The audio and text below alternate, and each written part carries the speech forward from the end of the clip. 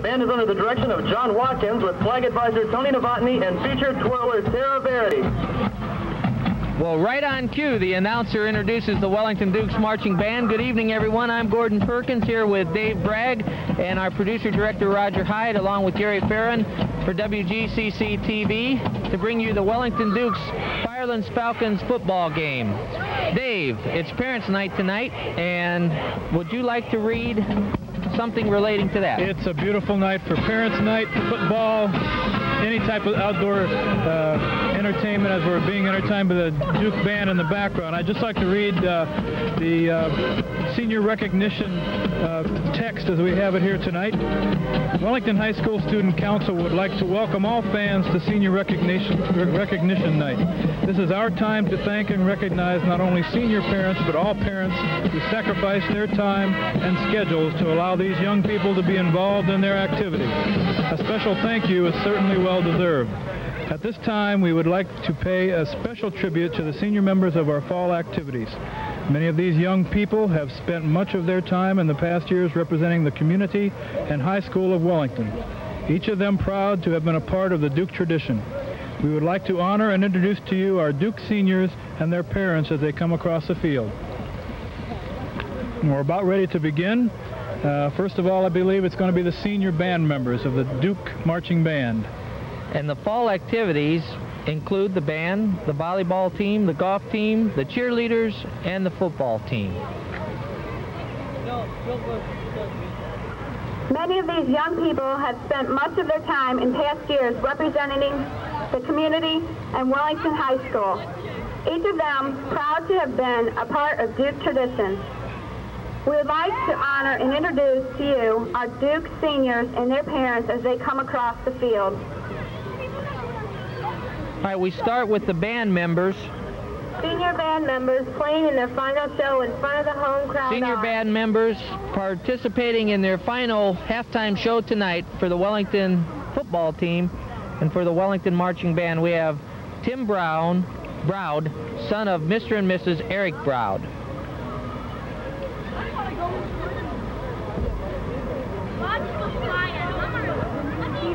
Tim Browd, son of Mr. and Mrs. Eric Browd.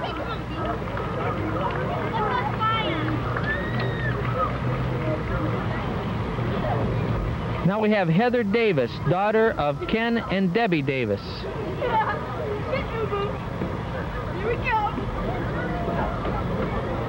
Heather Davis, daughter of Ken and Debbie Davis.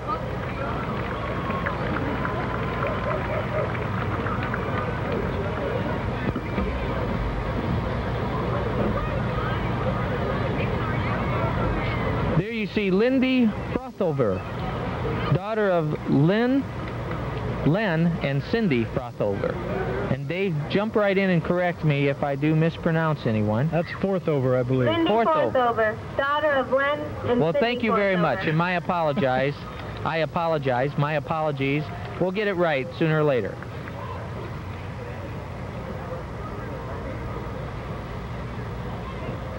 Kevin Gallatin, son of Bob and Linda Gallatin.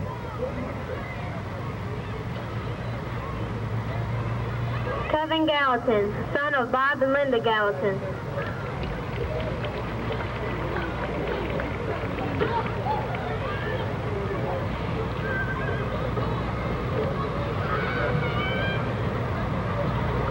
Caden Gross, escorted by his father, Kurt Gross, and grandmother, Kurt Gross. but I don't see his grandmother.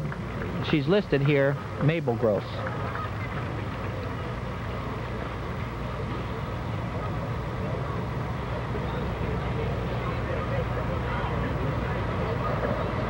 Roberta Huggart? I think it's Hugert.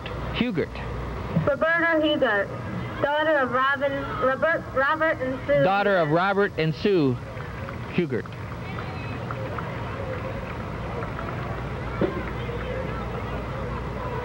Lauren Knapp, son of Mr. and Mrs. Glenn Knapp.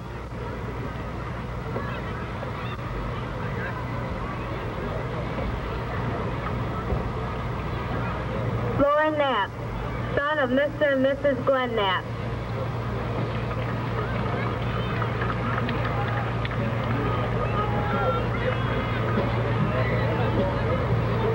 Tony Logan, escorted by his mother, Sandy Logan.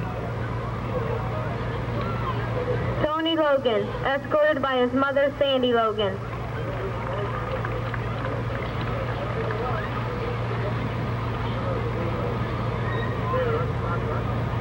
Ann McQuate, daughter of Bob and Cheryl McQuate.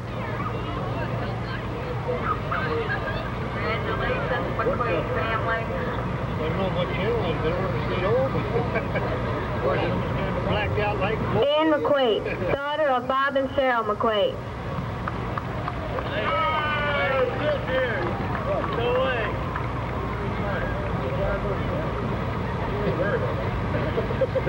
Vanessa Nyrode, daughter of Bernie and Marion Nyrode.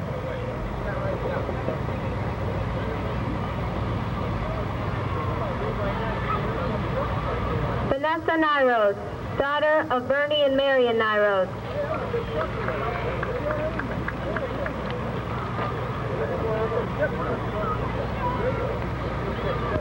Well, this is a surprise, Dave. Ranbig Solberg, escorted by Mr. and Mrs. Walter Dale Opperman. Sheffield, daughter of Jim and Laura Sheffield. Hold it. That's Excuse me. Dale Sheffield. They put one in here on us at the last minute, I believe. Okay. Gordon. That's Dale, escorted by her mother and father, Jim and Laura Sheffield. Oh, okay. Then we have Ranbig Solberg, who I take it is an exchange student, and I was going to be surprised if we saw Ranbig Solberg, Walter Opperman here, escorted by because he's Mr. and usually Mrs. officiating on a Walter Friday night, but she is escorted by Mrs. Walter Opperman. And Ron Veg is from Norway.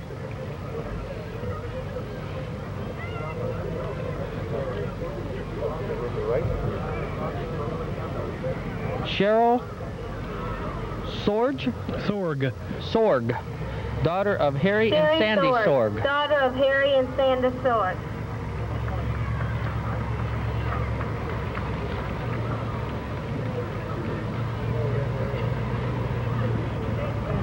And Shane Stanfield, son of Clyde and Genevieve Stanfield.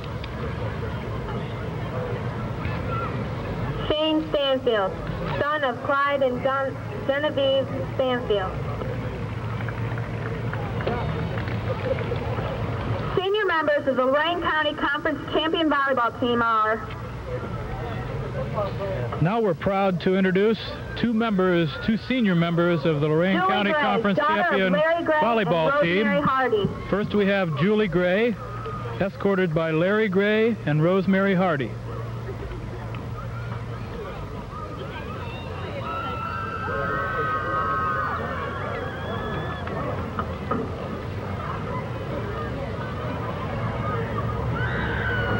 Amy Young, daughter of Ed and Karen Young.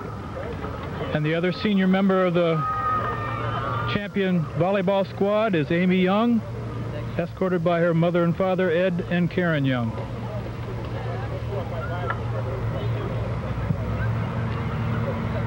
Senior members of the golf team are...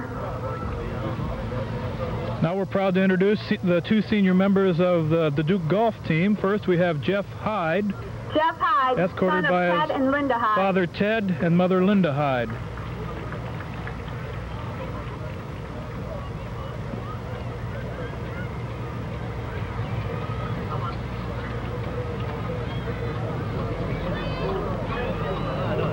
Secondly, we have Mike Reisinger, son of Walt Mike and Millie Reisinger, Reisinger. son of Walt and Millie Reisinger.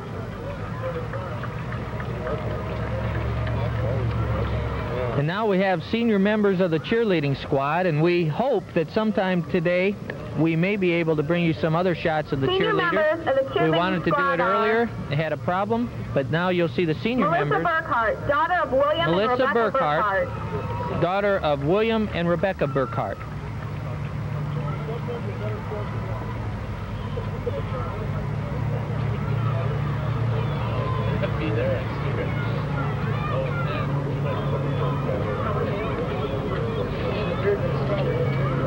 And Angela Guitar, daughter of James and Virginia Guitar. Angela Guitar, daughter of James and Virginia Guitar.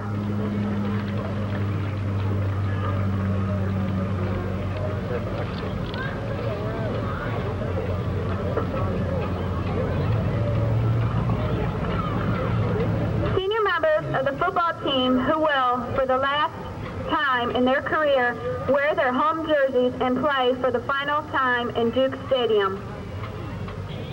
Chris Adams, now we son begin. of Mike Adams and The seniors Molly of the Adams. Duke football team, as you heard, will be playing their last game before the home crowd tonight here at the Wellington Stadium.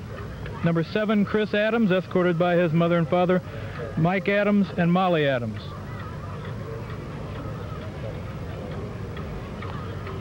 And number 25, Dan Boone, son of Wayne Dan Boone, and son Josie of Boone. Wayne and Josie Boone.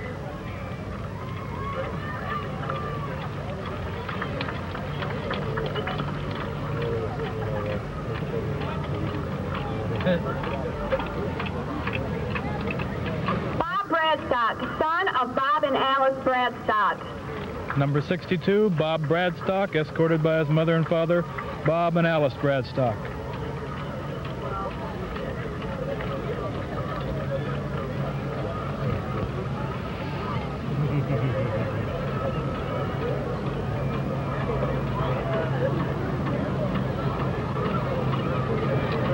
And one of the early injuries for the Dukes, Troy Brewer, son of Michael and Lorraine Brewer. Troy Brewer, son of Michael and Lorraine Brewer.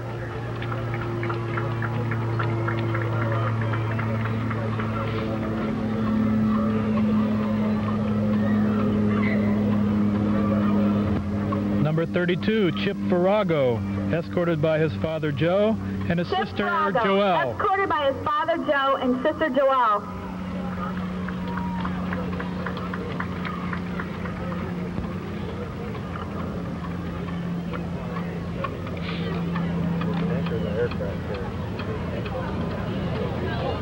Tim Frazier, escorted by his father, Roy Frazier, and his mother, Joanne Frazier.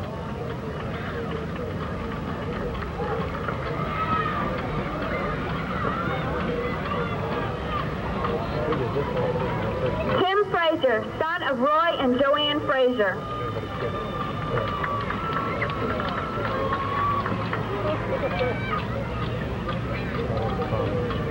Number 31 for the Dukes is Ken Gardner, escorted by his mom and dad, Butch and Penny Gardner. Ken Gardner, son of Butch and Penny Gardner.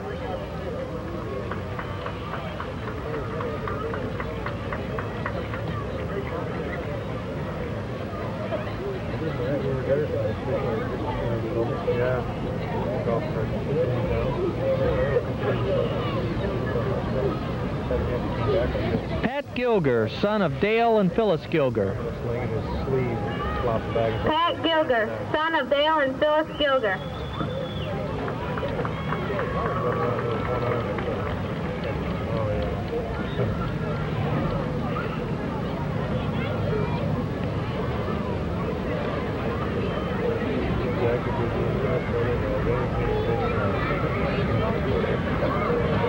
Here's quarterback Rick Jameson, Rick Jameson, son of Don and Marilyn Don Jameson. and Marilyn Jameson.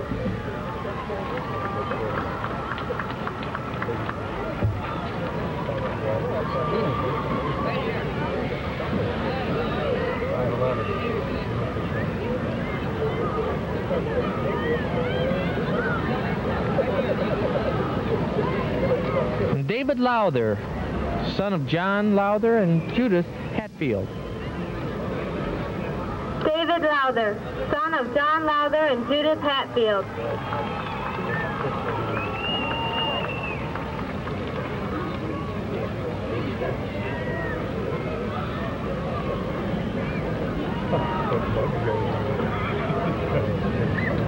Number 80, Mark Novotny, son of Mr. and Mrs. Russell Novotny.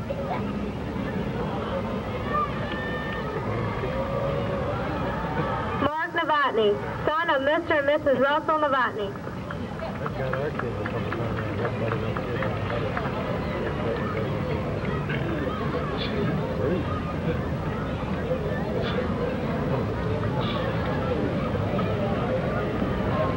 Keith Rowland, son of Doug and Linda Rowland.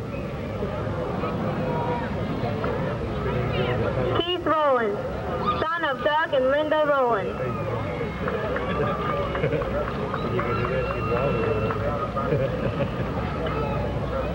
You're still reaching.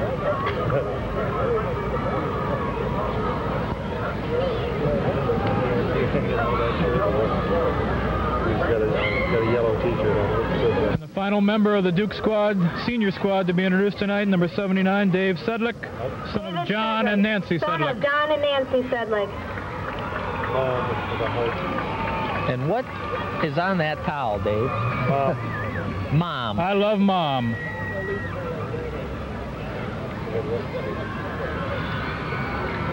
Someday we'll see a towel with Dad on it, and it'll make my day.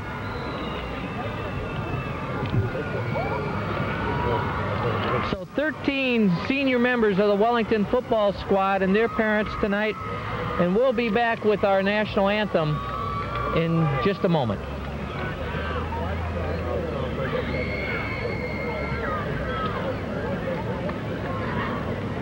Those 2 rows of cars.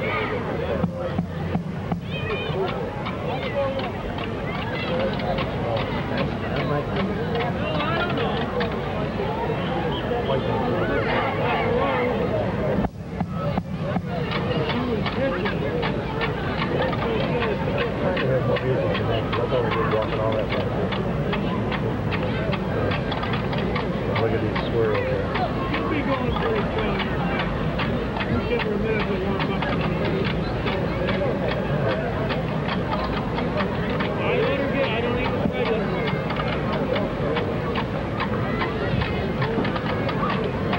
What's your,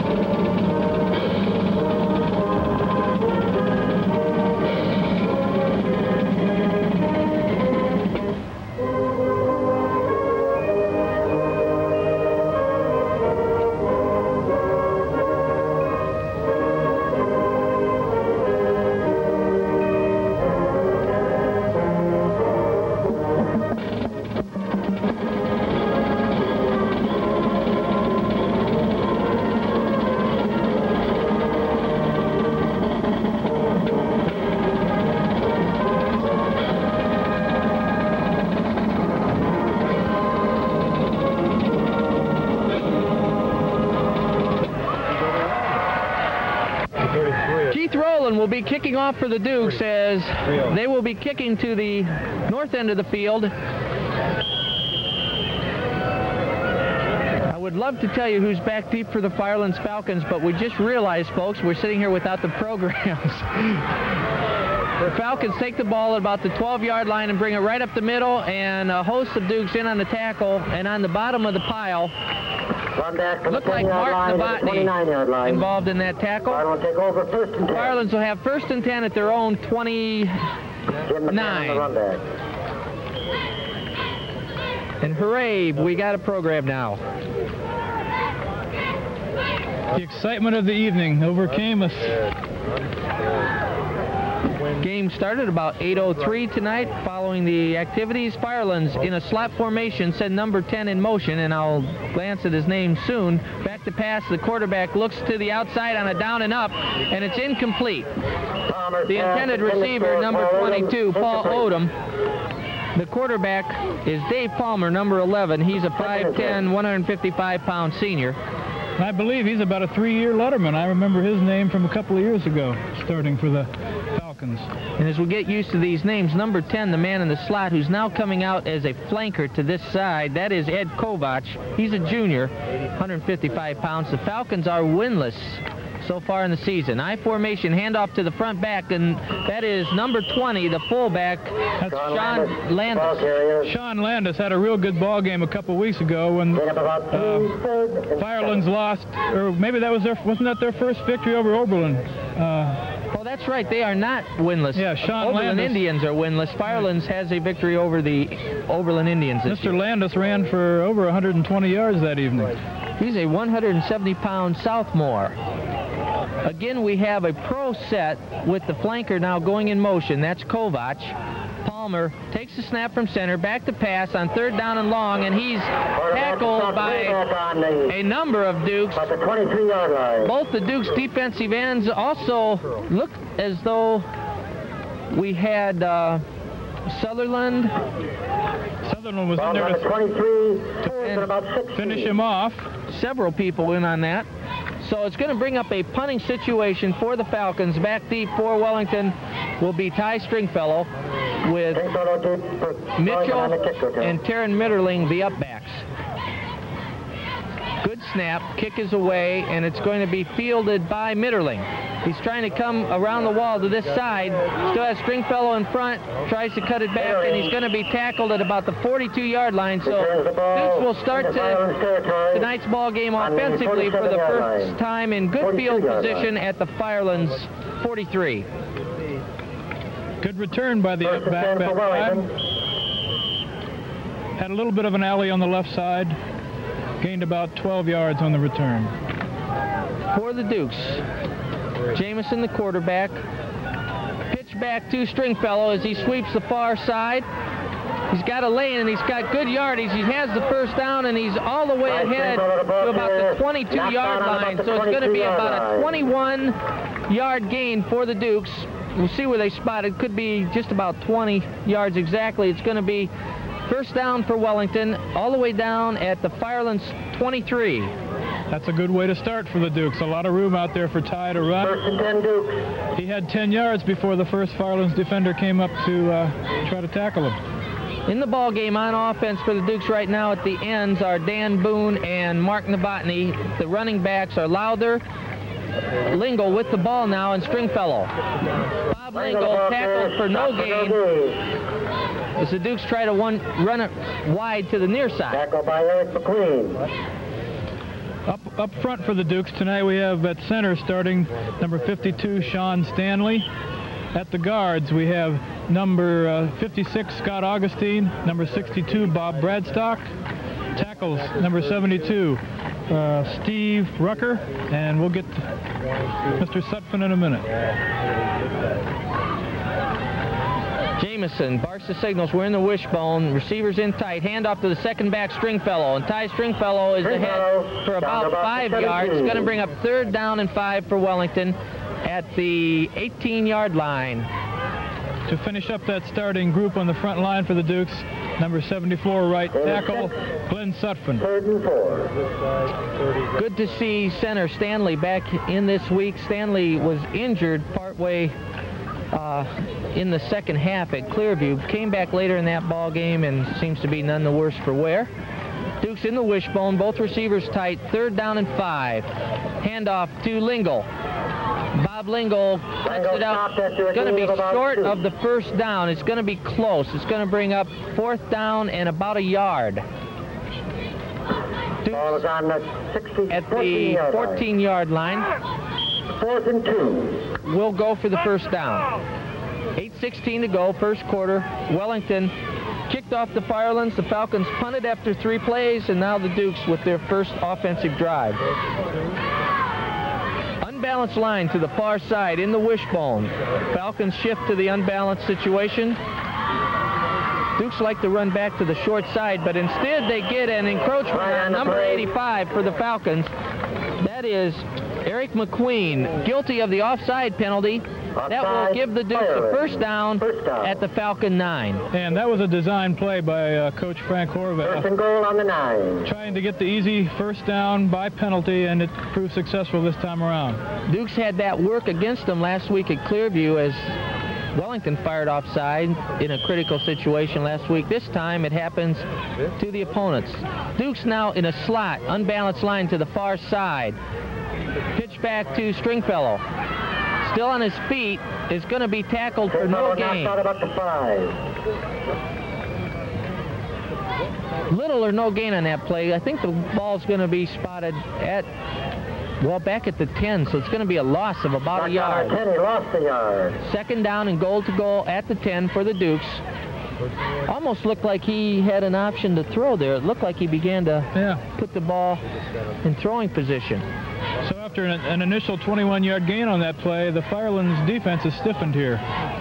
Wishbone formation, both receivers in tight. Second down, goal to goal at the 10. Handoff to Lowther, the front back, and he's going to get very little up the middle. It's going to bring up third down and about 8 to go for the touchdown. Falcons defense stiffens here. Firelands comes into tonight's ball game with a record of 1 win and 7 losses. Dukes come in with a record of 5 wins and 3 losses, and a heartbreaker last week, which put them now in a 4-way tie for first place in the Lorain County Conference. Wellington in the wishbone, third down, goal to goal from the 8. In motion, Stringfellow goes to the far side. Back to pass, Jamison fakes the draw to Lingle. Over the middle, fires it to Dan Boone for the touchdown, and a nice pass by Rick Jamison is rifled right through the heart of the Falcons defense for the touchdown. Good throw and catch. Mr. Boone had, I think, a hand in his face when that ball came through there. Good eye control, and he brought that one in for the touchdown. So with 6:23 to go in the first quarter, the Wellington Dukes have gone on top 6-0. Chris Adams in to do the kicking. Jamison doing the holding. The kick just barely clears the crossbar for the extra point. 6:23 remaining in the first quarter. So Wellington now goes on top by a score of 7-0.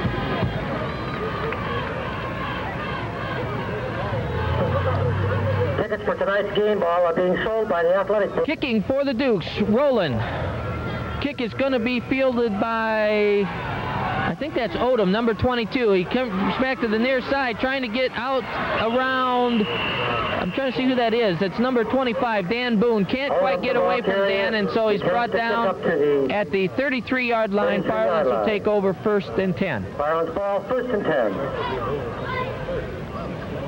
Let's see if we can run down that defense. I'll go through the defensive backs. On the far side, the halfback is 31, Ken Gardner. Then we have the safety, 11, Ty Stringfellow, number 2, Mitchell, and number 33, Taryn Mitterling.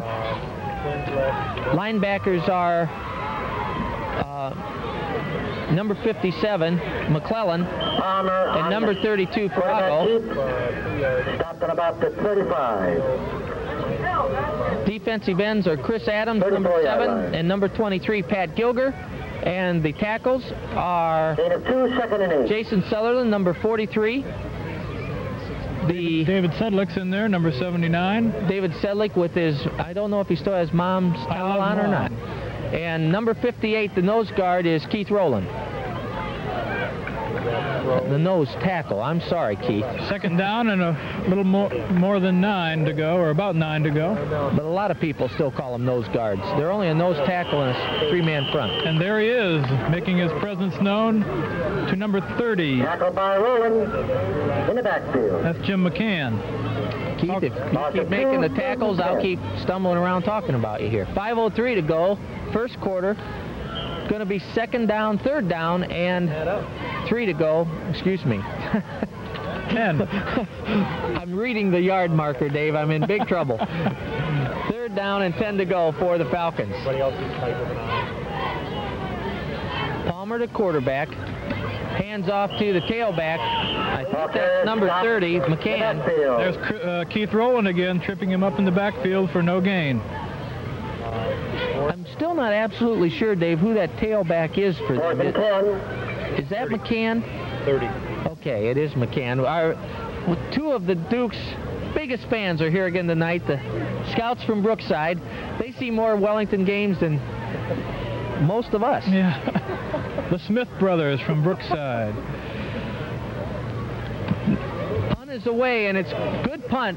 Drives Stringfellow back to about the 30-yard line, and now Ty Stringfellow brings it ahead all the way back to about the 48-yard line, so the Dukes will take over once again in good field position. Quite a bit better punt that time by the Firelands punter. Drove Ty back about 10 yards to make the catch. I think the punter's number 85, Eric McQueen, but I'll have to look again next time for the Falcons. And I apologize to those Firelands fans for indicating they were winless this year, because that is incorrect. They had a very good ball game against Clearview in which they lost only 14-13, and we know that Clearview is a good football team. 4:02 to go, first quarter. Handoff to the front back, Lowther, picks up about a yard. Lowther, the ball carry up for a couple of yards. Second and long now for Wellington. Gain of 1, 2nd and 9.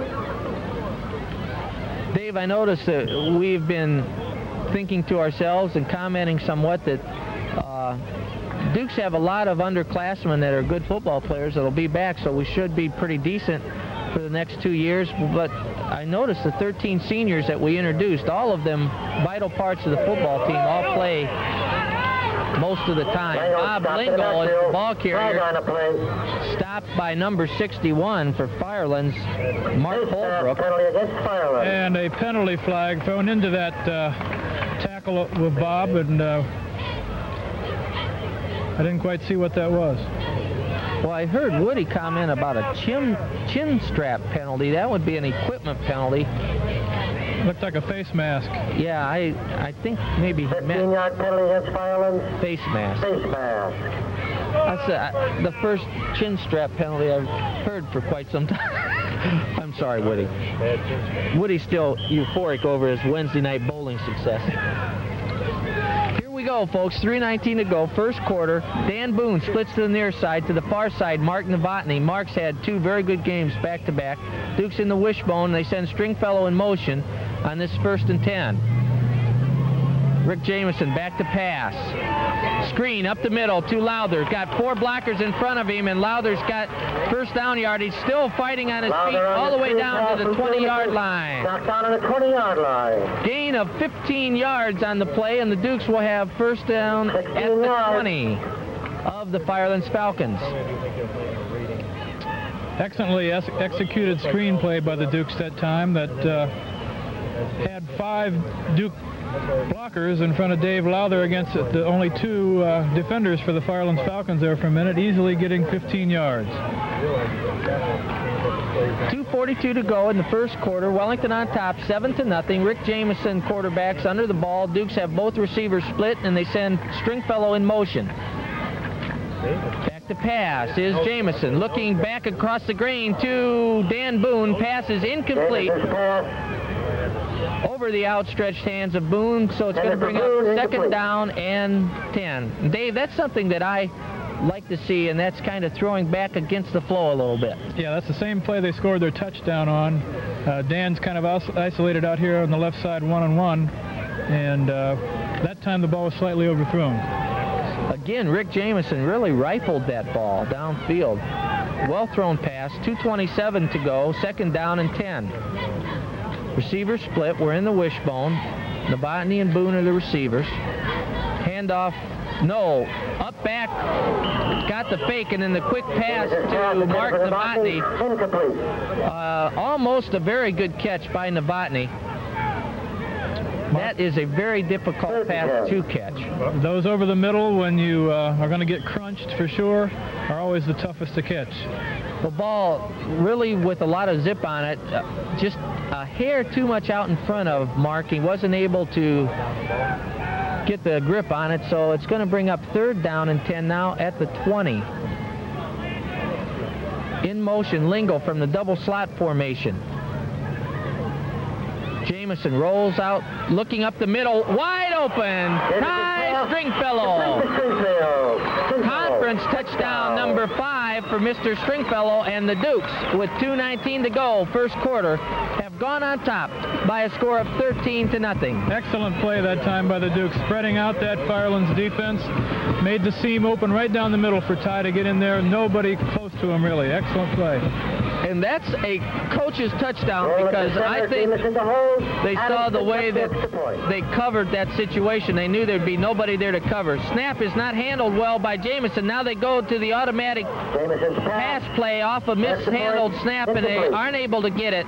Tried to get it to Stringfellow in the far quarter, so it's 13-0 with 2:19 to go in the first quarter. The Dukes on top.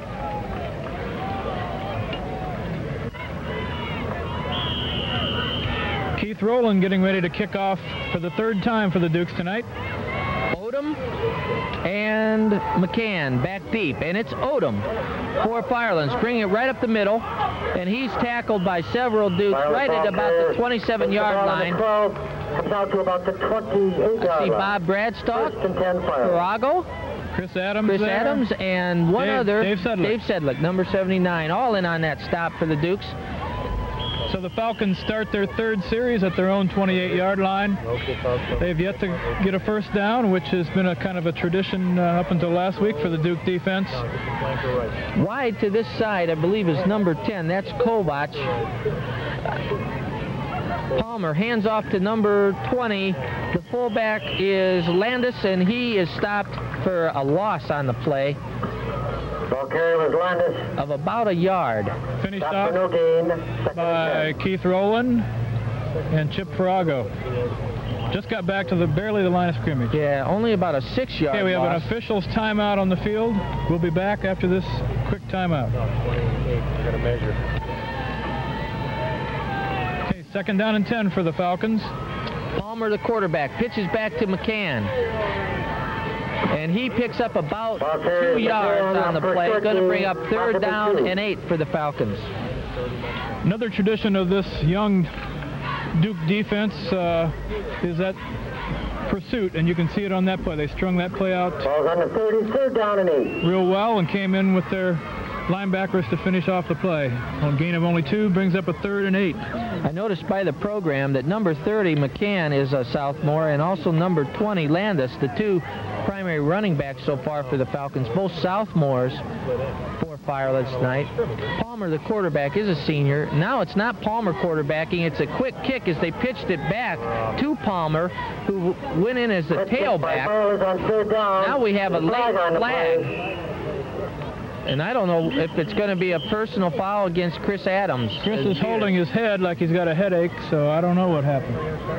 We'll pause while we sort illegal this out. block against Wellington was on the 45-yard line. Okay, after the penalty against the Dukes for 15 yards for running into that punter, even though it was a quick kick, with the new rule, you cannot touch him in the backfield if he's kicking. First down for the Falcons at their own 45-yard line. Palmer, whoa, he tries to lateral that back. It's a free ball, and a nice job of recovering the fumble by Keith Rowland. Keith Rowland in a foot race for that loose ball, and he did the job, Dave. Good to see those big guys come up with that. They practice that all the time during drills during the week. It paid off for Keith that time. So with 27 seconds to go in the first quarter, Dukes get a break following really a strange penalty on the punt, because he got called for putting a block on the kicker long after the kick, and I guess you're not allowed to even block the kicker after that. I don't understand. I'm not sure what the penalty was, but the handoff is to Loud there on first down. And by the way, that is going to end the first quarter with the score Wellington 13 and Firelands nothing. The Dukes with a 2nd down and a long 5 to go. Jamison hands it off to Lingle. Up the middle, breaks a tackle, and he's got the first down at the 20-yard line. And Dave, the Smith brothers really got us in trouble here from Brookside, the scouts. They told us that penalty on Chris Adams was all due to him hitting the kicker. And It was simply an illegal block downfield. That's right. I think he hit him too low or something. It was some other thing. Got a true interpretation of the Smith brothers over here are, well, we're not going to comment on what they're smoking, folks, but they just lit something up. But you bought into it too, though. It's they're blaming us for listening. First down for Wellington at the 20-yard line. Wishbone formation. Handoff to Lingle. Second back through. He's still on his feet. Bob Lingle all the way down to the. Looks like he's going to be at the 3-yard line, so there's going to be a first down and goal to go for the Dukes at the 3. Nice run by Lingle. Well, the Dukes have been blessed with good field position in all their possessions tonight, and they sure are taking advantage of it. On the way to hopefully their 3rd touchdown of the night. 11:18 to go and counting.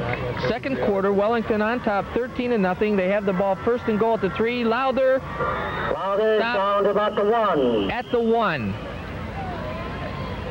Dave, I thought that we were going to get a score there, and Dave got kind of turned around on the tackle. Tried to get his momentum going again and ended up going backwards a little bit, but they're in an area now where it's difficult for us to see, so I'm going to watch the monitor. Ridgeville.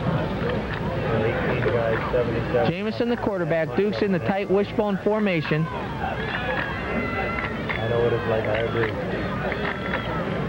Lowther up the middle. No signal yet. Swinski's first year. 9. Gee whiz, I guess no score yet. 75, 76. Just short of the touchdown. Third down and a whisker. Thick whisker. About 2 inches to go. They give that guy a just might see that play again. I would think so. Not a big reason to change down there. Third down and inches.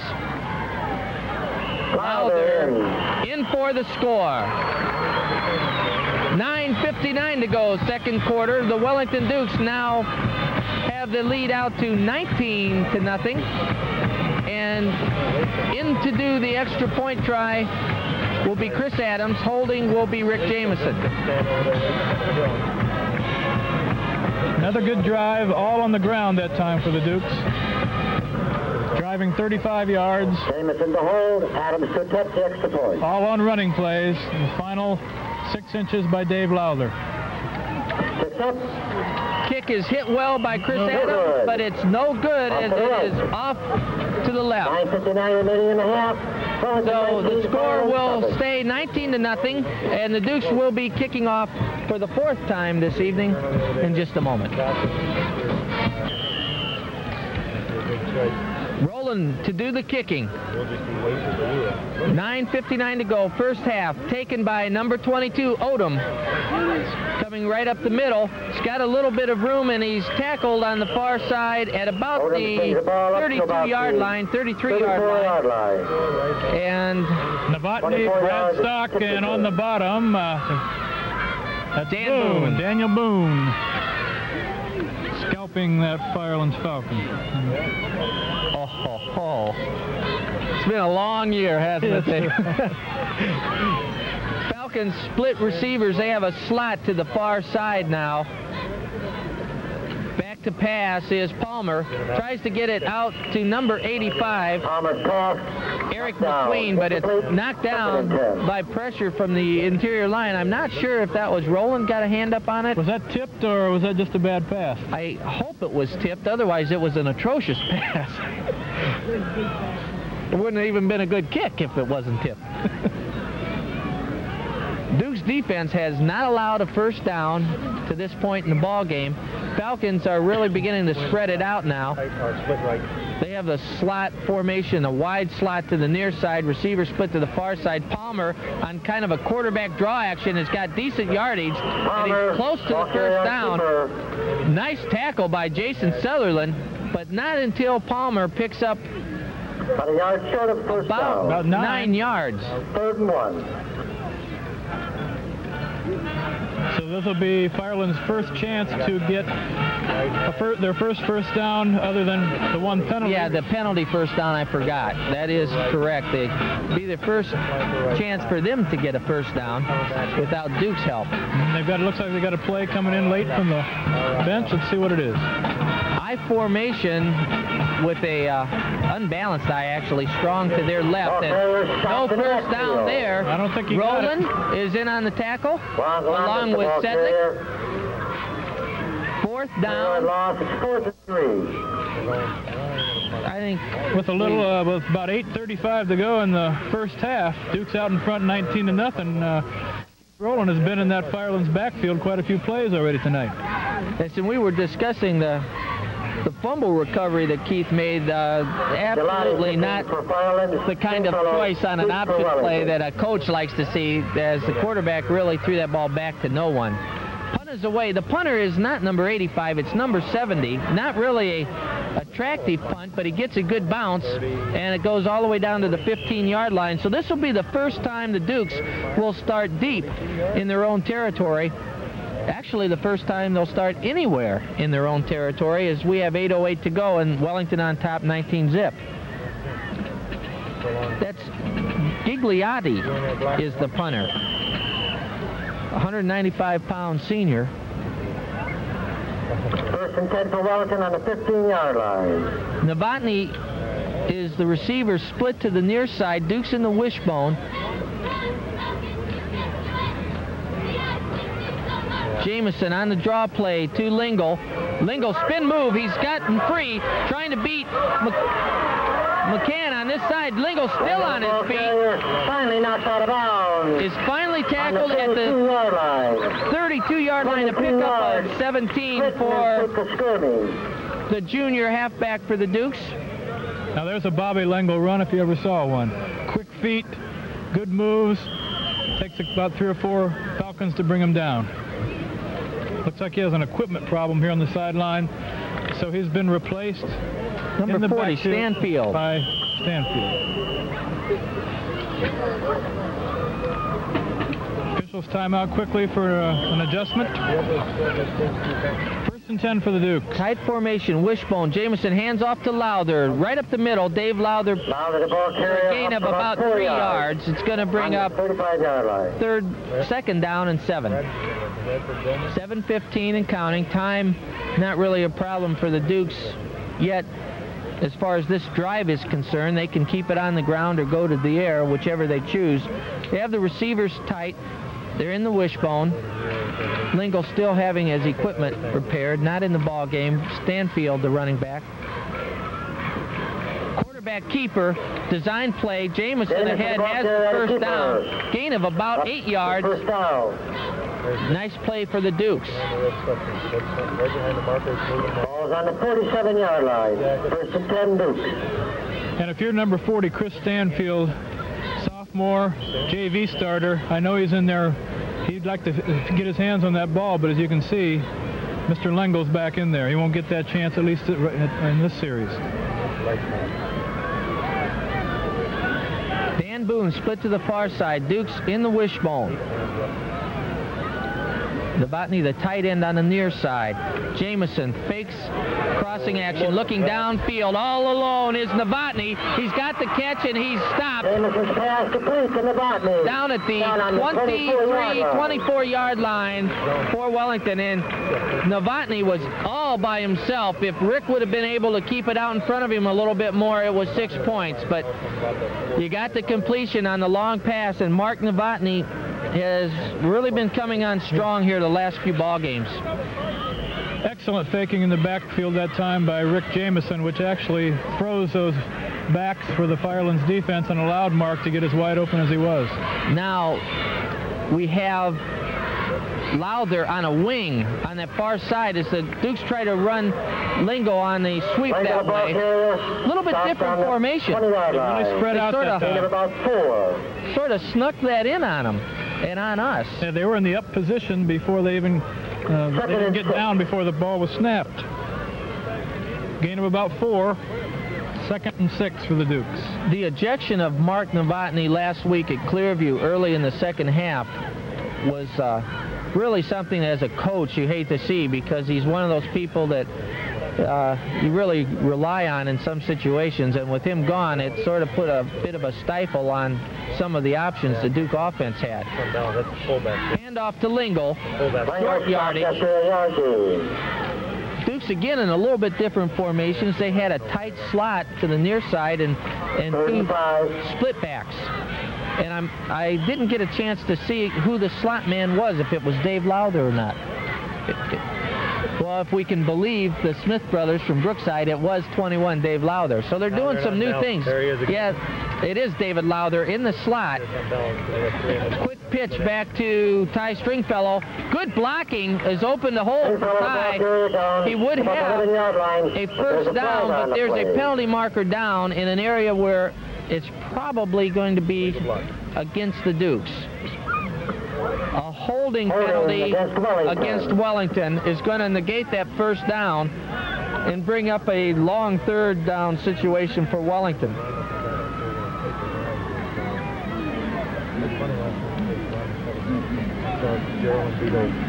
Some new wrinkles, Dave. Yeah, a little bit different show here by Coach Horvath.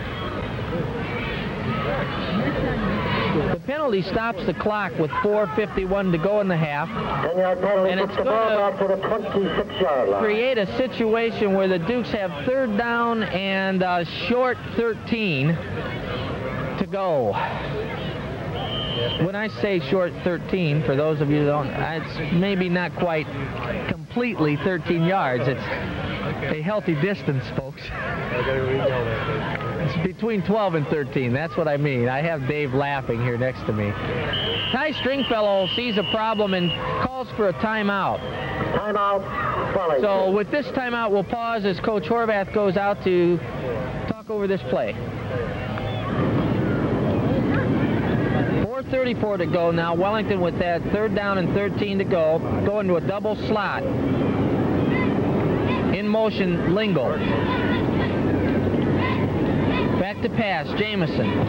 Pressured, throws over the middle. Stringfellow has it, stays on his feet, and Ty caught by Stringfellow down about the 7-yard line. All the way down to the 7. It is a first down. Ty Stringfellow with a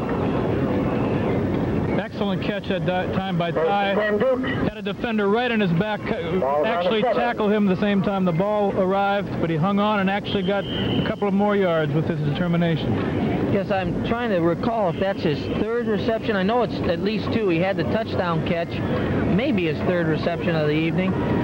Dukes in the wishbone, first and goal from the 7. Handoff to Lingle.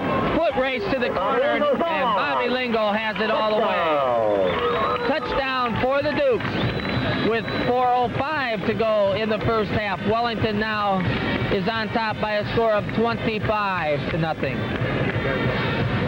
There was that new formation again, and everybody was on the right-hand side. It was just a matter of if Bob could outrun the 2 backs to the corner, and he did successfully, putting the Dukes out on front 25-0. And a good fake to the front man kind of drew the defense in. Extra point try by Adams. Kick is up and is good. 5 innings and a half. Fourth at 26. Firelands stopping. Rolling the kickoff for Wellington.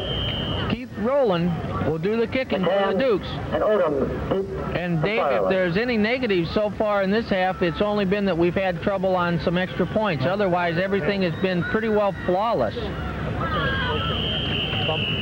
That one was, I think that was McCann. No, it was Odom. Firelands will take over first and 10. Yeah, I don't think Coach Horvath could have laid it out any better on paper than it's actually occurring out here on the field so far this evening. And I know going in he was a little concerned about the attitude after last week's tough loss, but I think he can be assured so far that these kids tonight have come out to play ball.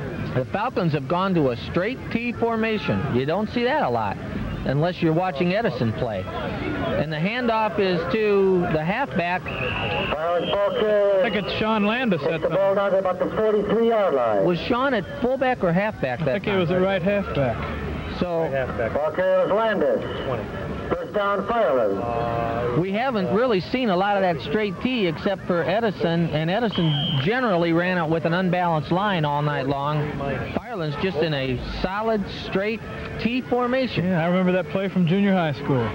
There it is again. They Fakes the cross, handed off to the first back, which was the fullback, I believe. Fullback or left half, we'll see. Looks like number 30. Hold him, the ball carrier. 32, excuse me. 32. Hines. Gain of about 2, 2nd and 8. New quarterback. That's Bob Ives carried the ball. Let's see what year Bob is. He is a senior, 160 pounds. We have a change at quarterback too, Gordy. At number 12, Rossini, a sophomore in there now. Number 12. And he hands off to number 20. That's Landis. Landis is stopped in the backfield. Dave Sedlick close to coming in there just a little bit late. Keith Rowland and Pat Gilger in on the tackle. 3rd and 8. So the Falcons with the straight T find themselves in a 3rd down and 8 now. Guard block down. Or center block back. Yeah. Mike Rossini, a 6', 155-pound sophomore. Quarterbacking. Now they're in that unbalanced I formation. They have a receiver split to the far side. Pass is low and incomplete. Penalty marker down near the line of scrimmage. See what this call is. It appears to be holding against the Falcons. Penalty holding against Firelands. 2:09 to go, first half. The Dukes have an option of putting them in 4th down and 8 or 3rd down and about 18. I would probably take 4th and 8 with no doubt, but we'll see. Looks like they're going to take it. They have confidence in that defense. I am thinking in terms of rubbing it in. No, I am correct. For a minute, I started. Back in our day, Dave, all holding calls were 15 yards. Accepts the penalty. It makes it 3rd and 8. I gotta remember, get used to all these. You could block people under the waist, and you could do all those kind of things. Now, game has changed a lot. 2:09 to go. Mid-slot right. A lot of people spread all over the place for the Falcons. Back to pass, Rossini. He's being pressured by Adams. He's down. Fumbled the ball. Wellington has recovered. Rossini back in the backfield back to the 22-yard line. That was Sedlick on the pursuit. Dave Sedlick knocked that ball out of his hands when he tried to pull it under. 24. Who recovered that for the Dukes? Was it Chris? Chris Adams? I think it may have been. I thought originally it was Adams on the pressure, but Dave Sedlick causes the fumble. Why is it? It's going to be a 1st down for the Dukes at the Firelands 24-yard line. 1:50 to go in the half.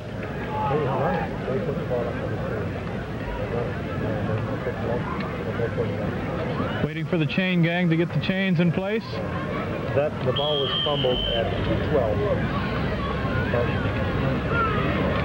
Coming to the end of the tape, so we'll try to get this play for the Dukes in a double slot formation. Lingo in motion.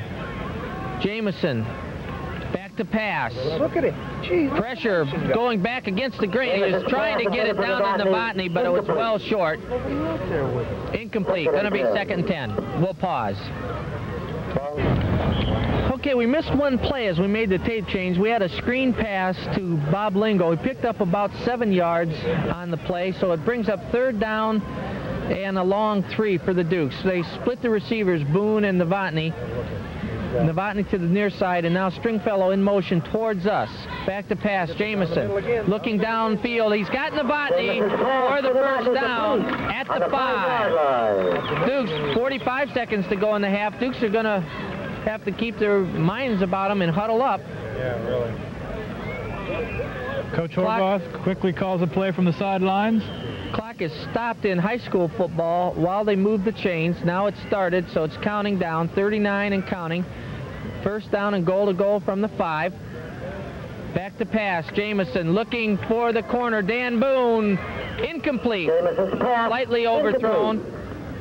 I think even if he would have caught that one, it may not have bounds. been able to keep a Timeout, injury. Injury for the Falcons, so we'll pause here while they look over the man down. 30 seconds to go in the half. Wellington at the 5-yard line, 2nd down and goal to go. Stringfellow in motion. Jamison looking to throw. Over the middle. Touchdown, Novotny. Pass completion, Novotny. Mark Novotny with the score. So with 25 seconds to go in the half, the Wellington Dukes now on top by a score of 32-0.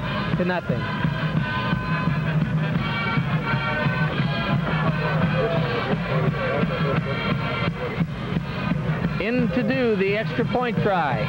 Chris Adams with Rick Jamison holding. Extra point. Good snap. Good kick. That's good. So that makes the score now Wellington 33, Firelands nothing. We have 25 seconds to go here in the first half. Rowland will kick off again for the Dukes, now on top 33-0, fielded by McCann. Coming straight up the middle, he's tackled by several Dukes. McCann, the ball carrier. In on the play, Bradstock, To the 33-yard line.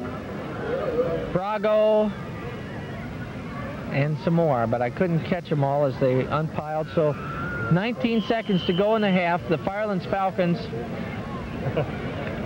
have the ball first down at the 32-yard line, and they have a headache right now, folks. It's 33-0 Wellington. Straight T formation. Handoff to the halfback, Landis. Okay, For no gain. And that's well, it may not be the end of the half. There's a penalty marker down.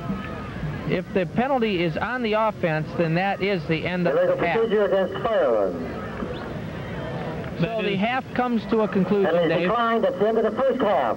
With the score Wellington 33, Firelands nothing. And Wellington on top, as you heard Woody say, 33-0. We'll be back with the halftime in just a minute. Okay. I know this song. I've danced it many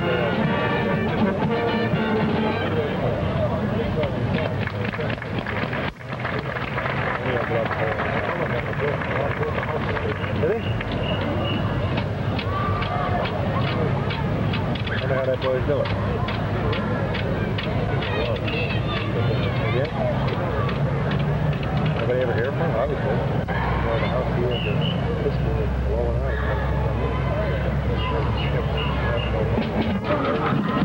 Ladies and gentlemen, presenting the Wellington High School Duke Marching Band. My wife and I are scouting. Three kids will help out.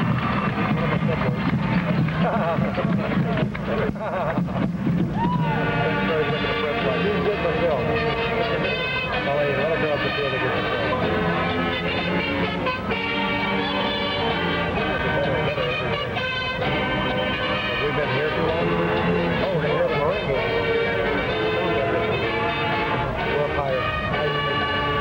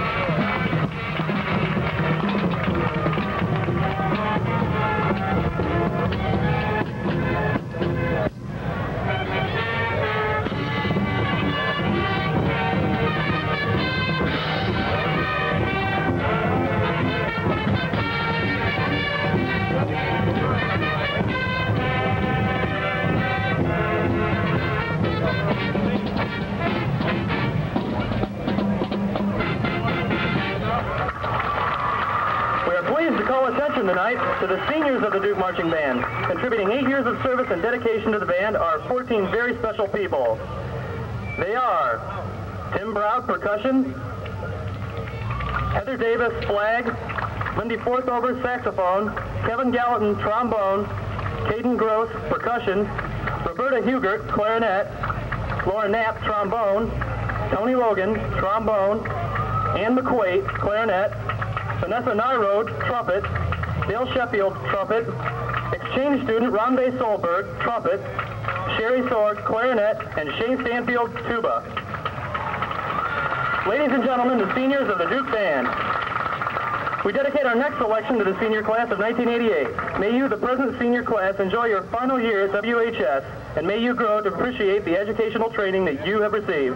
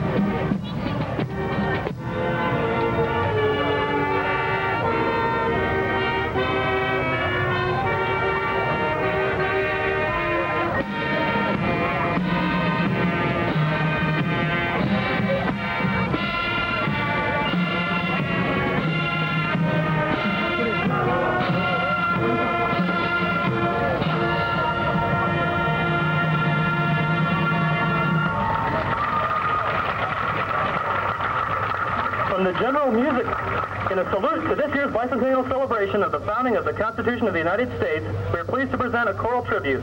Please welcome the select group of 4th, 5th, and 6th grade students from Wellington's McCormick Middle School.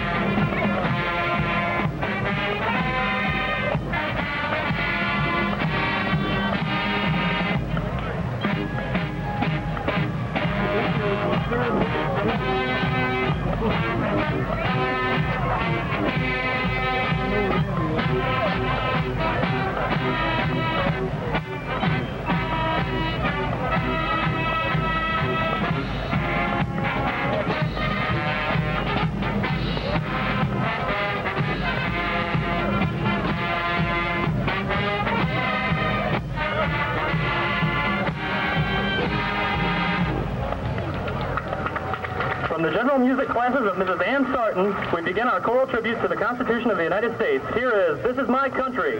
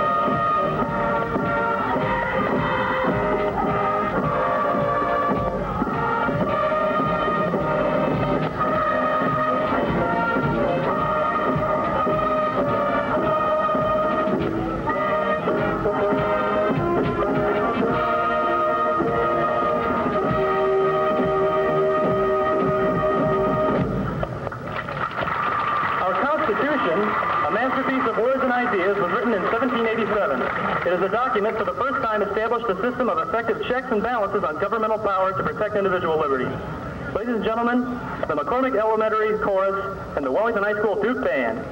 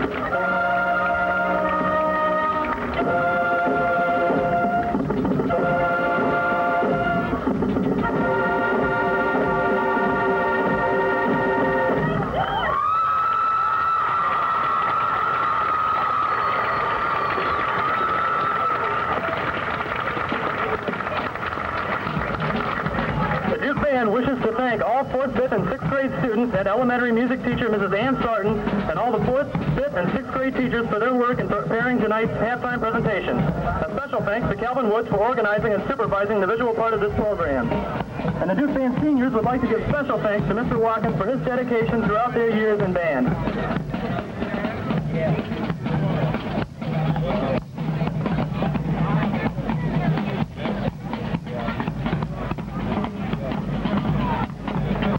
Go, and I'm not sure who else in on the stop, but gain is very short. It's going to bring up second down and about a foot to go for the touchdown.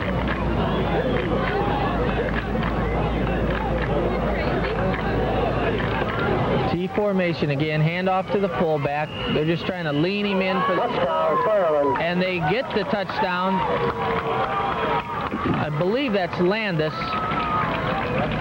No, I'm not sure. If it might have been number 32 for the Falcons. If it is, it's Bob Ives. But in any event, it's a touchdown for Firelands. So with 5:42 to go, third quarter, that makes the score Wellington 33, Firelands 6. In to do the extra point kicking is number 12, Rosini.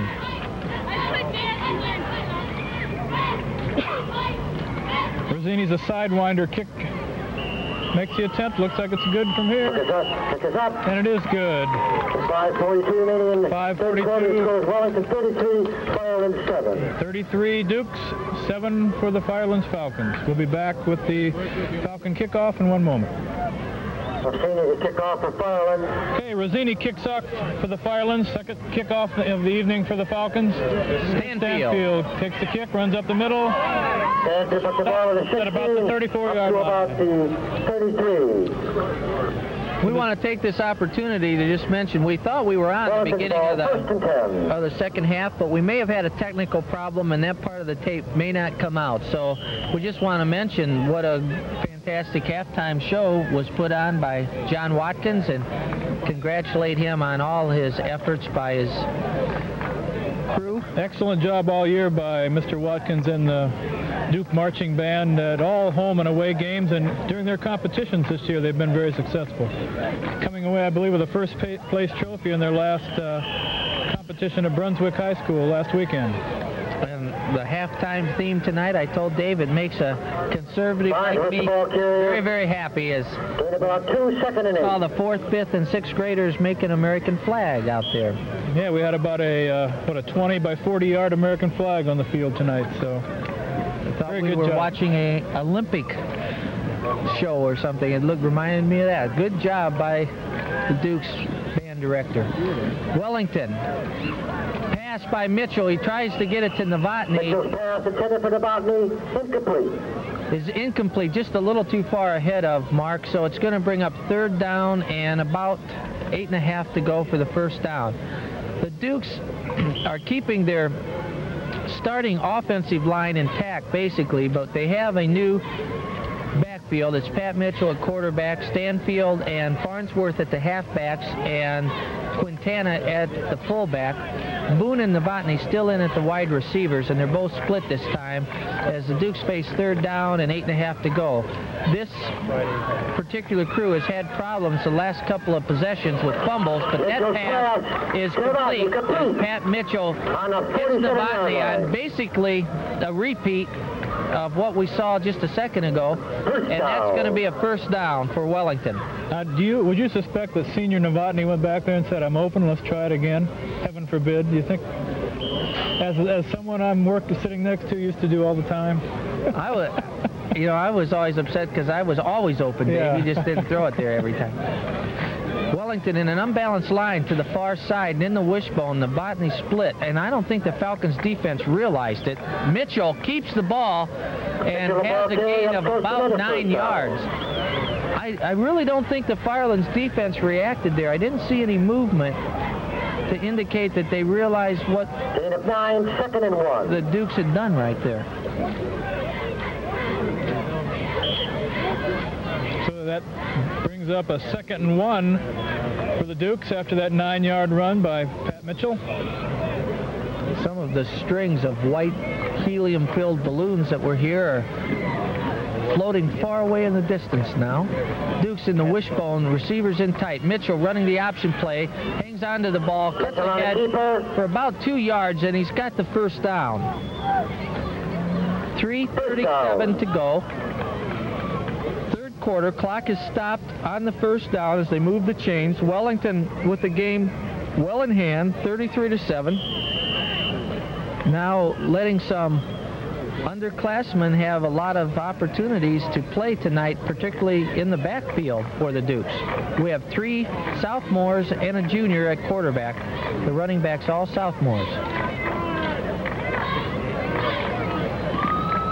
Mitchell hands to the first back through, Quintana. Good faking. I had a hard time telling who had the ball that time. Quintana has short yardage. Whoever had the ball was not going to go very far, however, because if he would have handed to the second back, who was Stanfield, Mr. Stanfield would have had a crunching loss. He really got nailed, folks. But John gets ahead for about a 1.5, 2-yard gain, brings up a 2nd and a long 8. Again, no receivers split this time. Wishbone formation, balance. bounce line. Mitchell keeps the ball. He's in trouble, and he's tackled for a large loss. Number 76 in there for Firelands. Enjoying that play is Bob Hill. Bob, a 6 foot, 225-pound sophomore. Good-sized young man, and he may make a few of those before he's done. 3rd and 15 for the Dukes. 3rd and 15.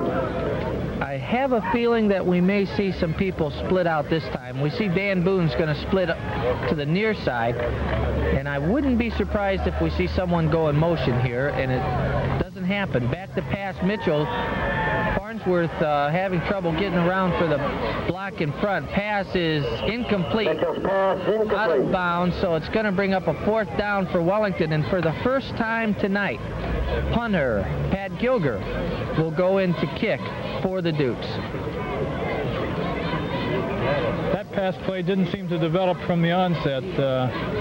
No, there was some problem getting Mr. Farnsworth over. He's, I think, the lead blocker as they roll to that side. Something wasn't quite right there. Big rush on number 10, Kovac. Almost gets the ball. Palmer fields it and gets short yardage on the return. At the 17-yard line. Rucker, number 72, number 42, Lingle, number 62, Bob. Bradstock all in on that tackle, covering the play for the Dukes. 1:46 to go, 3rd quarter. Official calls time as an equipment problem for a Falcons player. Dukes have a few changes on defense now. We see number 40, Stanfield, is still staying in as a safety. Number 41 now in at linebacker for Wellington, replacing Farago. That is Bill Hall. Is that Bill? That's my friend Bill Hall. I had him on the wrong team a couple games ago. Sorry, Bill. Back to pass is Kovac. Throws it out to number 22, Odom. He's tackled by Taryn Mitterling and number 40, Stanfield. It's very close to the first down, but I think it's going to be 2nd down and about a yard. And they're going to have to measure it all the way across the field on this one. So we'll pause while we find out if that's good for the first down. 2nd down and about 2 feet to go for the Falcons. They're in a slot formation. They have, it looks like Palmer in the slot. Kovac, the quarterback, hands to the fullback in the I formation, and he has little or no gain. I hope we don't have to pause for another first down measurement. I'm surprised that they signal first down on that. Already, yeah. They needed a size 10 feet to get there, and I think they got a size 12. They made it. Wow, I'm amazed that they just automatically called that one. Yeah. Minute and 3 to go. I guess it's not going to matter a great deal, and particularly there's 4 billion Chinese that could care less. But the Falcons with the first down, hand off to the fullback, number 20. That's Landis. Sean Landis again. So as we near the end of this 3rd quarter, Dukes ahead 33-7. Landis, the ball carrier, gain of about 4, 2nd and 6. Brings up a 2nd and 6 for the Falcons as we're counting down with about 30 seconds to go in the 3rd quarter. You know, I noticed, Dave, that the Falcons squad is awfully small for a Firelands football squad, and a 1-7 record for Firelands, you know, is... It's only been in the last 2 years or 3 years that the Falcons have had problems. They have a good football tradition there. Kovac rolling out, has some positive yardage, and he has the first down at about the 40-yard line. Yeah, it is an untraditional pattern for any Firelands Falcon team to be on the 40-yard line, first down Firelands. In a down cycle, but I suppose all programs at some point go through those. Sooner or later, something generally will cause you to be down for a short time, but Firelands historically in basketball and football been very, very competitive over the years and had some excellent teams. wide slot formation. Palmer is the slot man. Palmer's been somebody they like to throw to. No, Palmer wasn't the slot man. Arm is hit, and Bill Hall had a beautiful shot at the interception, but couldn't come up with it, and the penalty marker goes down. There's a flag in the Firelands backfield after that play.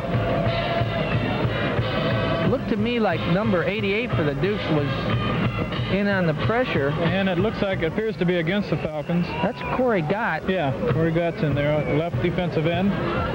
So we'll sort this out as we're at the end of the quarter, possibly. We'll pause until we figure out what's going to be the situation. There's a clipping penalty against the Falcons, and that does not let the quarter end. There's actually, it's going to be interesting. It's really a free play because we already have 12 minutes showing, and we're showing the fourth quarter, but folks, that cannot be because we didn't change directions. Kovach, and they're running the clock. That can't happen, I'm sorry to say. Pass almost intercepted by Farnsworth, number 35. That incompletion stops the clock, and that has to end the quarter. And I see the official looking at the clock too, and he said 5, and he's going to give those 5 seconds back. They will make the correction. So that's the end of 3 quarters. The Wellington Dukes hold on to a sizable lead, 33-7. So the clock is not correct right now. They're going to hold it for 5 seconds because they ran the time off at the end of the third quarter. Back to pass is number 10, Kovach. Pass is intercepted by Ty Stringfellow, and Ty is down at the 25-yard line, and the Dukes will take over 1st and 10 at the Firelands 25. Falcons ball, 1st and 10 on the Firelands 26. And the wind begins to pick up here all of a sudden out of the north-northwest. Puts a little chill in the air after a real pleasant evening here for football. Pat Mitchell under center for the Dukes. 1st and 10. Number 5, the receiver split to the near side for Wellington. It's Brett Murner. Mitchell on the quarterback keeper after the fake the first back. He faked the Quintana, held onto the ball, and has what I think is first down yardage, so it's going to be first down for the Dukes. Ball's on the 14, first down. At the Falcons' 14-yard line. Pat's shown a little bit of his running ability tonight out of the quarterback position on a couple of occasions. Gains of 12 yards and I think 10 yards another time. Duke's going to stay in that formation, and I don't think the Falcons realize they're unbalanced to the near side with Murner split. Again, same play, good yardage. About a 6-yard pickup. And I believe there are some substitutes on the line now. It looks like a total JV squad out there on offense for the Dukes right now. I see number 63, Kevin Webb at guard, 160-pound junior. 2nd and 5. Well, Glenn Sutphen's still in there at right and tackle. Center Stanley's still in the ball game, and I also think Bradstock is still in. Bob Boone is the one end also, so not wholesale changes. They're staying in that unbalanced line, Dave. And same play again. Mitchell this time does not pick up much. It's going to bring up a 3rd down and about 4. At right tackle in the unbalanced situation, number 77, Eric Heckert is in there. 170-pound junior. I guess he's called a tackle in that unbalanced line that way. You know, that's a good question. I don't know. I don't know if you have 2 guards or 2 tackles. Yeah. That is a good question. I'll have to look that one up. They stay in that formation, and I'm going to have to watch on the monitor, Dave. I just can't see from my position. Mitchell hangs on to it, now fighting forward, still on his feet. He may be in close enough for the first down. It looked like the play fell apart on him, but they may have been able to move ahead for first down yardage. We'll see where the spot is. Just inside the 5-yard line. Well, that's going to make it close. They're going to have a timeout for measurement with 9:41 to go in the ball game. and the Dukes knocking at the door. We'll pause while we find out if they have a first down. Quarterback keeper by Mitchell for the first down. Should have the yardage necessary where it looks like the spot is going to be, so it is going to be first down and goal to goal from the 3.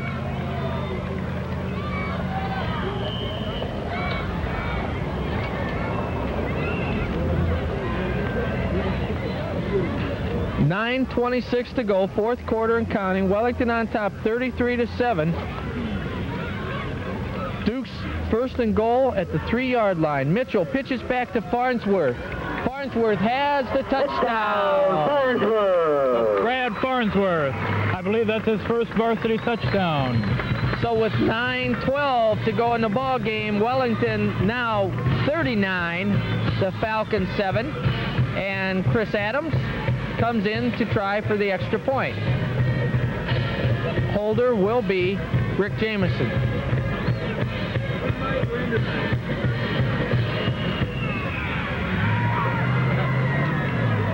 Chris Adams to attempt the extra point. Jameson the hold.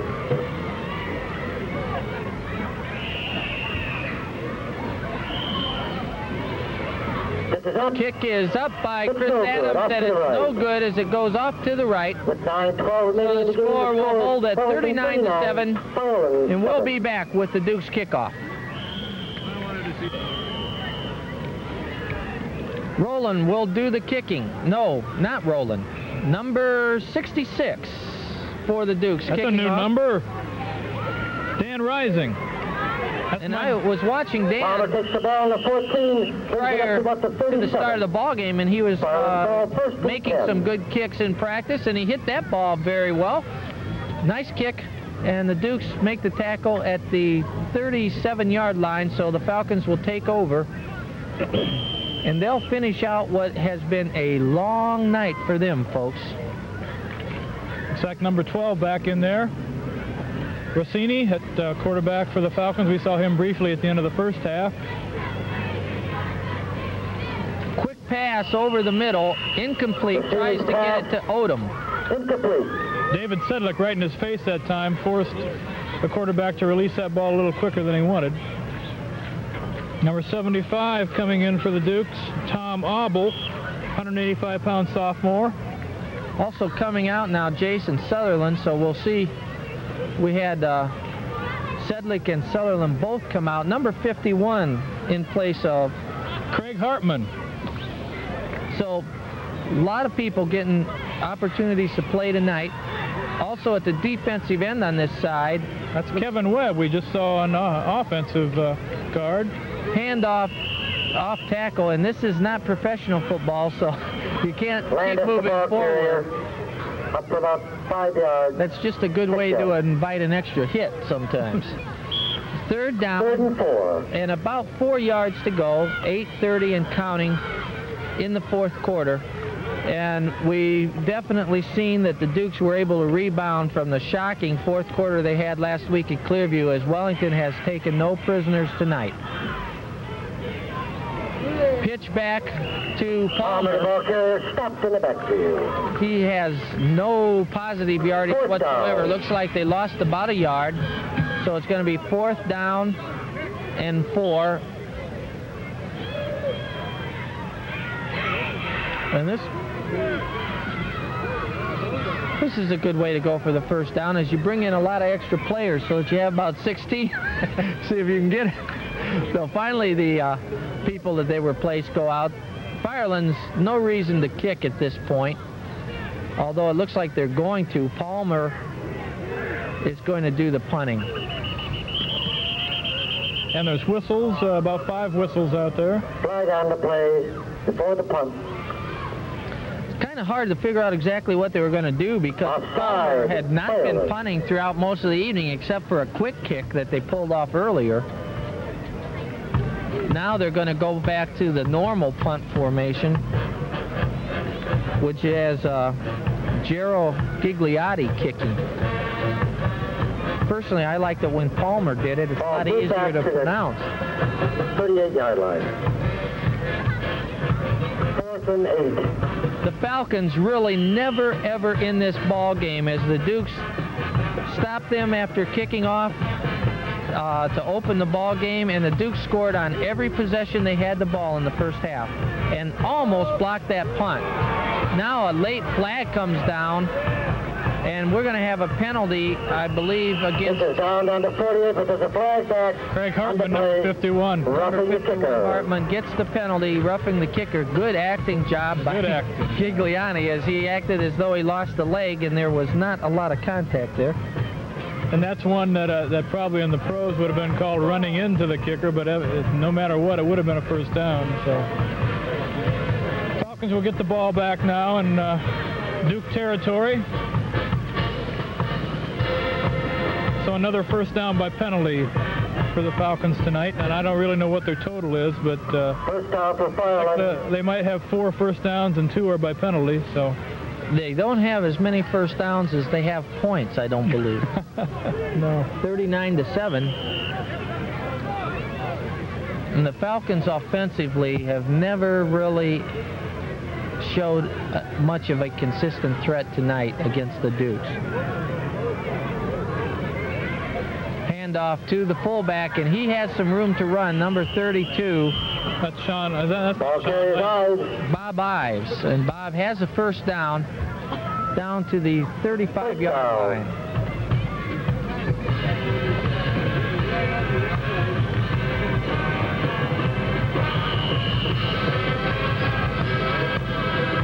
We've seen some new offensive formations for the Dukes as they did some different things with Dave Lowther tonight.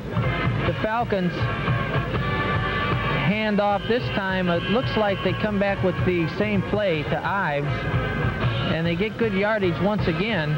Almost another first down. The Falcons have shown us a straight T and a few unbalanced or strong I formations and split into a pro set a few times, but basically nothing extremely elaborate. Handoff this time, and the back has room to run, and that looks like number 31. No, there is no 31. So 32 again, Ives. Once again, or number 22, according to whoever, it was someone. I think it was Ives, though, number 32. Falcons with another first down. Now they may almost have as many first downs as points. They're close. First down and 10 at the 17-yard line for Wellington. Handoff again to Ives.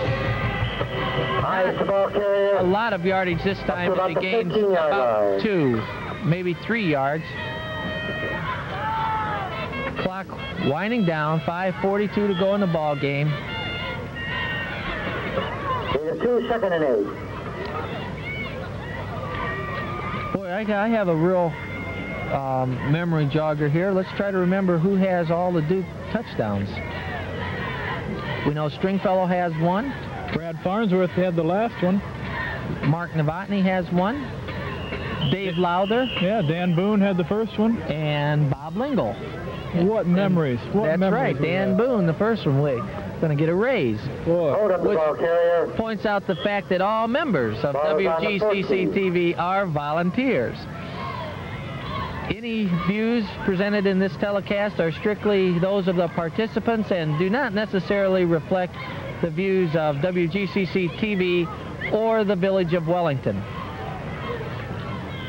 Handoff is to the fullback.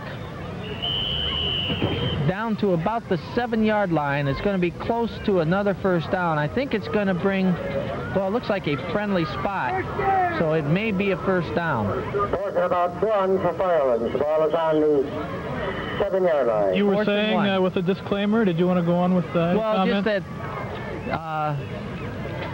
if Oberlin wants to use this for scouting purposes, they need our permission, folks. It's not allowed. Back with the handoff now again to Ives, and he has the first down. It's going to bring up first and goal to goal for the Falcons. We're nearing the 4-minute mark. We have 4:22 to go. First down. Let's run through the Duke defense right now. This is not... Dave gives me a sigh as he looks through the score. I see a lot of fresh numbers in there, a lot of the JV players. I see Corey Gott over on the left end. And Kevin Webb on the right end. 51, Craig Hartman in, left defensive tackle. Right defensive tackle, number 75. That's Tom Abel. And Bob Nestor, number 44, in also on the defensive line. Pass incomplete and a penalty flag down. We'll see what that's all about. In the backfield, we have Farnsworth. It's Brad Farnsworth, right? Right. And Ty Stringfellow still in for the Dukes. Playing with some of his sophomore classmates, I think. That's correct. And we'll check the other two.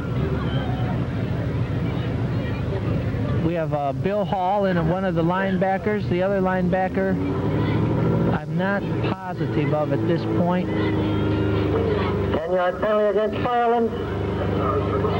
Holding. Bill Hall is calling the defensive signal, so McClellan is probably out.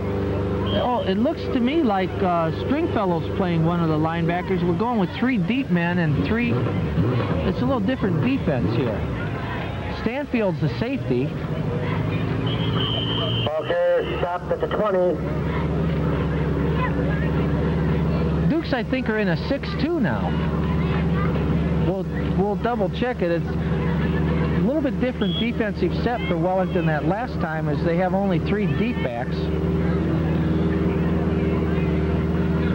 The other halfback on the far side is number 81 for Wellington. That's Bill Davidson. Excuse me. Now I think they're in the regular defensive set with this play. But yeah, I see you're right Stringfellow move back. We have a timeout by the Falcons, 3:22 to go. 39-7 Wellington. Firelands with a second down and a bundle to go. Goal to go at the 20-yard line. Back to pass. Rosini. It's completed over the middle. I think it's number 22, Odom. That's going to bring up third down and goal to go. 12-yard line. 12 yards to go for the touchdown or for the first down? Whichever comes first. Third down. It's been a long night. 39. The most exciting thing here in the fourth quarter were those balloons going up, I think. Really enjoyed that. We'll get you some help as soon as possible. Firelands back to pass. Lob is out here. Intercepted by Stringfellow. And it's a foot race now as he's got a beat. Cuts it back inside the quarterback, Rosini. And he's tackled at about the 47-yard line. 46-yard line. And a little extracurricular activity after the play. But Stringfellow with his second interception of the ball game. And that stops the Firelands threat with 2:32 to go. Wellington will take over offensively at their own 46. And for Firelands, it's closing down on the end of a long season. The Falcons will be playing Brookside next week. For Wellington, they'll be playing Oberlin. Our congratulations to the girl volleyball team, because they are girls volleyball team. They are still alive in the tournament, and they'll be playing Saturday against Elyria Catholic, a team which has given them problems during the year. Quintana with a nice gain of about 11 yards for a first down. Our thanks. 6 home games this year. We weren't able to bring you one of them because of weather. Maybe next year that problem will be solved and we might have a bigger, more expanded press box area where we can be inside.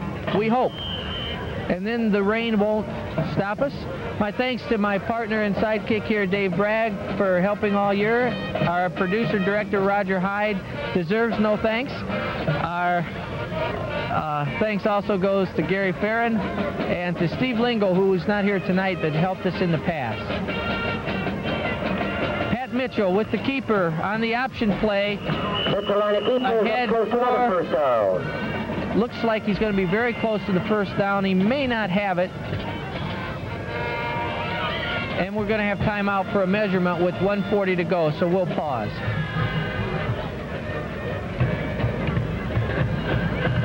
Second down and 1 for the Dukes. They just missed that first down on that Measurement.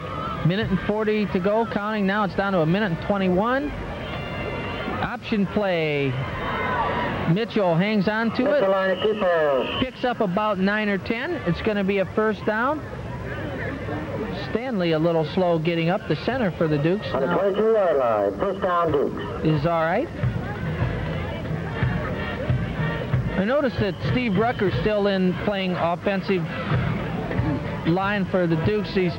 He's one of the 2 tackles on this side on the unbalanced. Heckert, the other tackle, number 77. Now the Dukes go unbalanced the other side. And Firelands is not balanced to them defensively, folks. Pitch on the option to Stanfield. Chris Stanfield trying to get outside, is finally tackled out of bounds. Stops the clock with 47 seconds to go. About the 15-yard line. Another nice gain. About 7 yards, 6 yards. And I do not believe the Falcons defense is balancing themselves out on that unbalanced line. They only had 4 ball players on the left side with the Duke's strong suit that time. Dukes now unbalanced to the near side with Quintana in the slot. That's a formation we saw earlier with Lowther there. Pitch back to Brad Farnsworth, and he is in for the touchdown. That there's a penalty marker down, and that's too bad for Brad Farnsworth. It's a very nice run. We're going to pause while we sort out the penalty. Yes, the Dukes had the touchdown by Farnsworth negated by a holding penalty, and then we just missed a carry by Farnsworth for about 5 yards, and the Dukes are going to let the clock run out, and it will be victory number 6 for Wellington against 3 defeats on the season. The Dukes now 5-1 in the conference, and Wellington 6-3 for the year. Final score: the Dukes 39, the Firelands Falcons 7. We'll be back with the wrap-up. Don't forget, Sam Cox's version of basketball starts in about 4 weeks.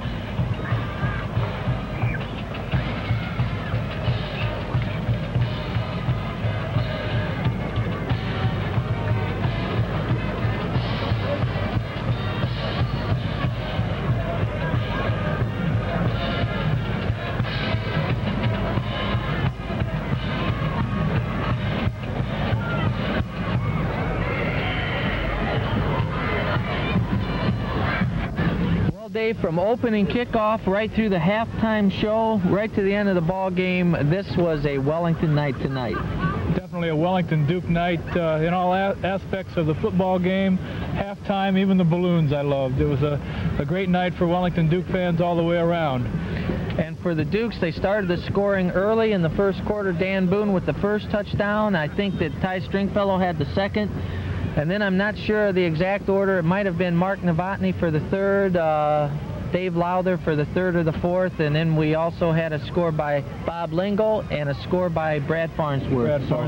It all totaled up to 39 points. The only problems the Dukes had tonight was they just didn't convert too many extra points. And not a good night for Chris Adams kicking, but otherwise everything just went like clockwork. Everything clicked. The Dukes